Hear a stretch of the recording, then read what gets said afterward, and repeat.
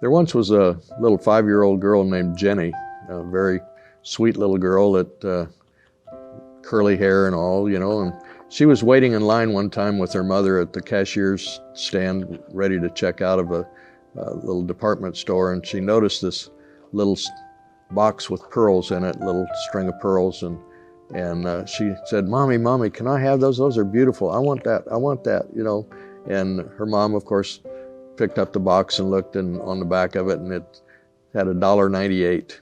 And so she told her daughter, she says, well, that's $2 for those pearls. And yes, you can have them, but why, when you save up the money. And so she said, I know your birthday's coming up and Grandma's probably going to give you a crisp dollar bill, and you have some other money in your piggy bank. And so the little girl couldn't wait. When she got home, when she emptied out her piggy bank, she counted up her money, and then sure enough, come her birthday, your grandma did give her that dollar, and she had enough to go buy that little string of pearls. And so she ran down, to the department store with her mom, and they picked up those pearls, and that was her prized possession. She put them on, and she wasn't going to take them off. She didn't take them off for anything. The only thing she took them off for was if she went swimming or went to get in the bathtub or whatever, because her mom said that they would probably leave a green ring on her neck if she didn't do it, because they were just, imitation. And so, but that was her prized thing. She just loved those pearls. And so one night when her dad always came in and told her stories at night and gave her story time, gave her a hug to put her in bed, and after a few months and she had these pearls, one night her dad came in and he said, honey, I'd like to ask you something. She says, what's that, Daddy? He says, do you love me? And she said, well, yes, Daddy, you know I love you. I love you so much. And he says, then why don't you give me your pearls? Oh, no, Daddy, I'll give you anything. I'll give you anything. I'll give you my favorite stuffed animal, my little horse with the pink tail and so forth. And his dad said, no, that's okay.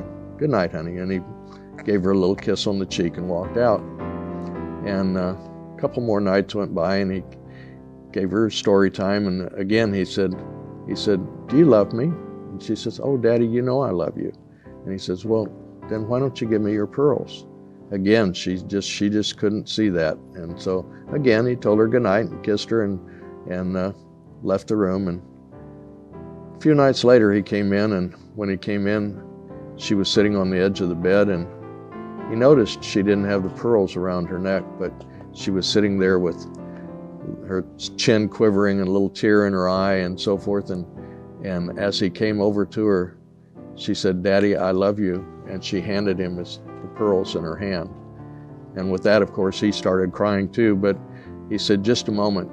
And he reached around behind him and he pulled out a little blue velvet box that had a string of real pearls, the real thing that he handed her.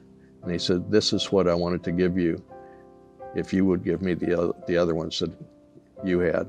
You see, the same thing holds true for our relationship with God. When we're ready to let go of that which we hold so dear, when God knows that we love Him that much, there's nothing that He won't give to us. Always remember, anything that you give to God, He'll always give back to you, pressed down, shaken together, and running over. This is Pastor Riley, and that's just a thought.